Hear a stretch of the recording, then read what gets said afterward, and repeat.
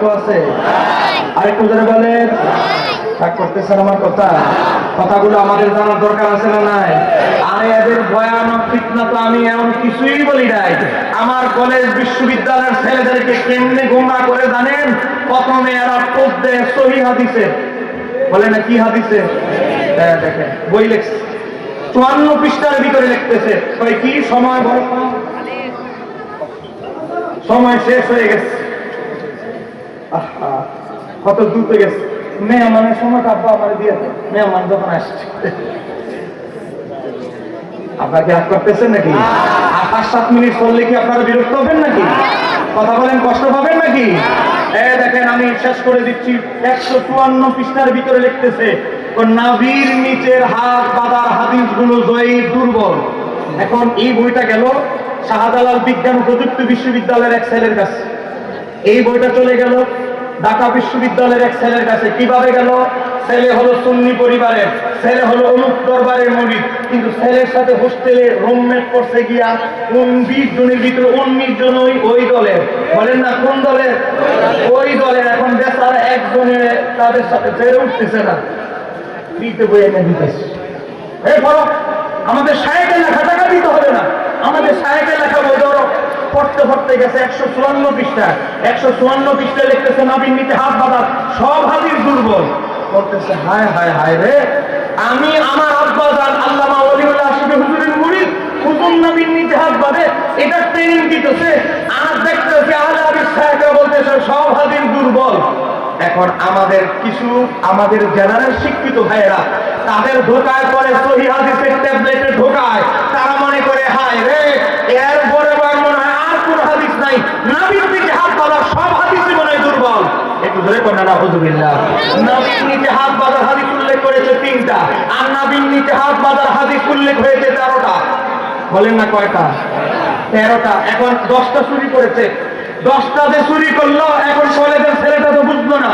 এই বাবা দেখেন আমি বই লিখেছি, 18,000 কপি বিক্রি হয়েছে অলরেডি। এই বইয়ের ভিতরে 121 পৃষ্ঠা থেকে আমি 13টা হাদিস তুলে ধরেছি। আল্লাহর হাবিবের সাহাবী হযরত ওয়াইল ইবনে হুজুর থেকে বর্ণিত, তিনি বলেন ওয়ালা ইয়ামিনহু আলা শিমালিহি বিসসালাতি তাহতা সুরাতি। আমার নবী তার ডান হাত মোবারক বাম হাতের উপরে রেখে আমার নবী নাভির নিচে হাত বেঁধেছে। তাহলে আমার নবী যদি নাভির নিচে হাত বাঁধে, আমাদের আর নতুন আমদানি পদ্ধতি দরকার আছে? কথা বলেন না কেন দরকার আছে?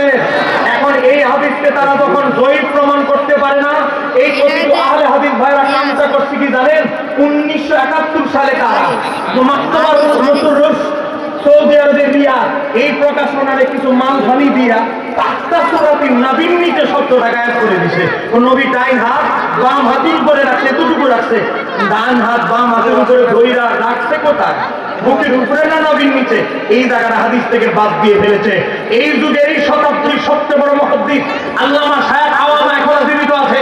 তিনি মুসান্নাফে আব্দুর রাজ্জাকের এখন থেকে 500 বছর আগের পান্ডুলিপি তুলে ধরে গোটা বিশ্বের আহলে হাদিসদেরকে চ্যালেঞ্জ করে দিয়েছে। সারা বিশ্বের আহলে হাদিসরা দেখো তোমরা কিভাবে চুরি করেছো, আর তোমরা তো 1970 সালের পান্ডুলিপি দেখাচ্ছ। আর আমি আজ থেকে 500 বছর আগের পান্ডুলিপি থেকে দেখাচ্ছি নাভির নিচে হাত বেঁধেছে আমার নবী। ওই হাদিস মুসান্নাফ ইবনে আবি শাইবা 3959 নম্বর হাদিসে আছে আছে আছে। জোরে বলেন না মারহাবা, একটু জোরে বলেন না মারহাবা। যেটা মাকতুবাতে দারুল কিবলা জেদ্দা থেকে ছাপা, যেটা বাবা আরো অনেকগুলো ছাপা থেকে, অনেক মাকতাবা থেকে ছাপা। আর কালি শেষ না, আরো 13টা হাদিস টোটালি নাভির নিচে হাত বাঁধার বর্ণিত হয়েছে। কিন্তু আমার আহলে হাদিস উল্লেখ করছে কয়টা জানেন? 3টা, যেগুলো আসলেই দুর্বল। নাভির নিচে হাত বাঁধার হাদিস হলো 13টা। 10টা হলো হাসান সহিহ, 3টা হলো দুর্বল। যেই 3টা দুর্বল, 3টা উল্লেখ করছে। ঘটনাটা বুঝছেন নি? যে 3টা আসলেই দুর্বল, সে 3টা উল্লেখ করেছে। আরো যে 10টা আছে, এটা উল্লেখ করলো তো তার সহি সহি নাম দিয়ে যে ভেজাল ব্যবসা, এটা ভ্রমর বাস হয়ে যাবে। কথা কর। সর্বশেষ আপনাদেরকে অনুরোধ করছি, আপনার সন্তানকে যদি আহলে সুন্নাত ওয়াল জামাতের আদর্শে বর্ণনা করেন, বলেন জানাজার পরে দোয়া কি পাওয়া যাবে? কথা বুঝে না। আপনার সন্তান যদি বাতিলপন্থী হয়ে যায়, বলেন ওই মার্কা হয়ে যায়, জানাজার পরে দোয়া পাওয়ার সম্ভাবনা আছে? আপনার ছেলে যদি ওই ডব্লিউ মার্কা ওই মার্কা হয়ে যায়, দাফনের পরে দোয়া পাওয়ার সম্ভাবনা আছে? এই দেখেন এতদিন তো আমরা জানাজার করে দোয়া নিয়ে বাহাত মুনাজারা করেছি, আর তারা এখন সীমা লঙ্ঘন করে লিখতেছে। কি লিখতেছে? 315 নম্বর পৃষ্ঠায় লিখতেছে, দাফনের উপরে হাত তুলে মুনাজাত করা যাবে না। করলে কি হবে? তো শরীয়তে তার কোনো ভিত্তি নাই, বেদাত। আচ্ছা, জানাজার পরে দোয়া বেদাত, দাফনের পরেও দেওয়া বেদাত। তা আমি জুমার দিন সবে বরাতে কি মা বাবার কবরে জিয়ারত করা যাবে? এবার লিখতেছে কবরস্থানে গিয়ে সূরা ইয়াসিন বা কোরআন তেলাওয়াত করে দোয়া করা, তো তা সম্পূর্ণরূপে বেদাত। আর কবর জিয়ারত বাদ।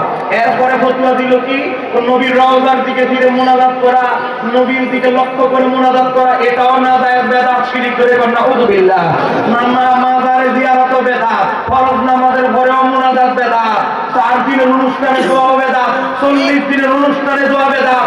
কিছুদিন পরে ফতোয়া একটা খালি বাকি আছে, কিছুদিন পরে বলবে দোয়া বলতে ইসলামে কিছু নাই। কথা কোন বলবে, বড় বলবে দোয়া বলতে ইসলামে কিছু নাই। কথা কোন কথা বলেন, এটা ঠিক কিনা? আজকে আমরা উপলক্ষে 4 দিনের অনুষ্ঠান করি, সময় শেষ, 4 দিনের অনুষ্ঠান করি। আমার নবীর সাহাবীরা যদি 4 দিনের অনুষ্ঠান আমার নবীর সাহাবীরা যদি করতে পারে, আমরা করতে কোনো অসুবিধা আছে? কথা বলেন, অসুবিধা আছে?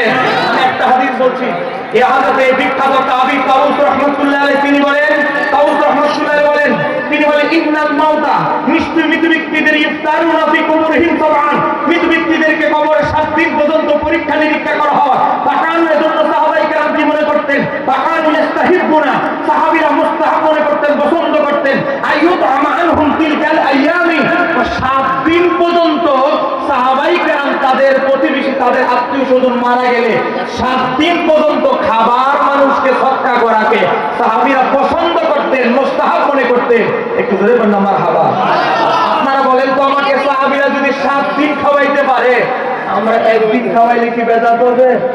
এই হাদিস বর্ণনা করেছে ইমাম আবু নাঈম হিলাতুল আউলিয়া 3 নম্বর খণ্ড 11 পৃষ্ঠা, ইমাম জালালউদ্দিন সুয়ুতী আল হাবিল ফাতওয়া 2 নম্বর খণ্ড 214 পৃষ্ঠায় হাদিস নকল করে বলেন, রিজালুস সহিহ, হাদিসের সনদের সমস্ত রাবী বুখারী মুসলিমের মতো। জোরে কোন মারহাবা।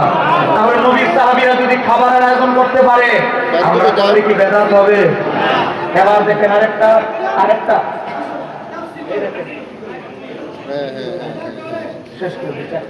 দেখেন আমার হাতে একটা ফতোয়ার কিতাব, এটা 24 নম্বর খণ্ড, নাম হচ্ছে মাজমাউল ফাতাওয়া।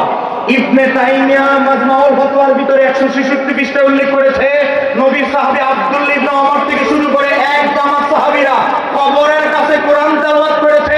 অতএব কবরের কাছে কোরআন তেলাওয়াত মুস্তাহাব। ওনাদের বড় হুজুর বলে কবরের কাছে কোরআন তেলাওয়াত মুস্তাহাব, আর তারা বলে বেদাত। নিজেদের হুজুরের ফতোয়া যারা মানে না, আমরা তাদের মানার টাইম আছে? বলেন কোনো প্রয়োজন আছে? কথা বলেন কোনো দরকার আছে? সম্মানিত আমার দিদি ভাই, আপনাদেরকে একটু ঘোষণা দিচ্ছি 30 সেকেন্ডে। আমার লিখিত এই বইটি গত বছর বের হয়েছে, সহজ পদ্ধতিতে। বাবা 30 সেকেন্ড, সহজ পদ্ধতিতে। এইগুলো তো শহরে আনাচে কানাচে পাবেন না, আমাদের দুঃখিত, আমরা সব জায়গায় ছড়িয়ে দিতে পারি না, লাইব্রেরি আমাদের সংখ্যা খুবই কম। সহজ পদ্ধতিতে সহিহ নামাজ শিক্ষা, এই বইয়ের মধ্যে, এই বইটা 300 পৃষ্ঠা। দেখেন একদম কর্ণফুলী পেপারে আমি ছাপিয়েছি। 300 পৃষ্ঠা বইয়ের ভিতরে প্রথমে দিয়েছি কালেমা, কারণ এজিদিদের সাথে প্রথমে আমাদের পার্থক্য কালেমা। ওযু, গোসল, তায়াম্মুম, ফরজ নামাজ, ওয়াজিব নামাজ, সুন্নাত মুআক্কাদা নামাজ, যত নামাজের সুন্নাত আছে, নবী নিজাত বলা, আমিন আসতে বলা, বারবার আঙ্গুল না উঁচু করে, একবার আঙ্গুল শাহাদাতের শাহাদাত পাঠের সময় একবার আঙ্গুল ইশারা করা, এই সব আলোচনা আছে। বিশেষ করে 32 রকমের নফল নামাজ আছে। বিশেষ করে কেউ বিপদে পড়ে গেলে, কোনো রাস্তা খোলা না থাকলে, এখানে একটা নামাজ আছে হযরত আনাস থেকে বর্ণিত 215 পৃষ্ঠায়। এই নামাজটা পড়বেন। 44টা দুরূদ আছে, যেই দুরুদে নবীর জিয়ারত হবে, যেই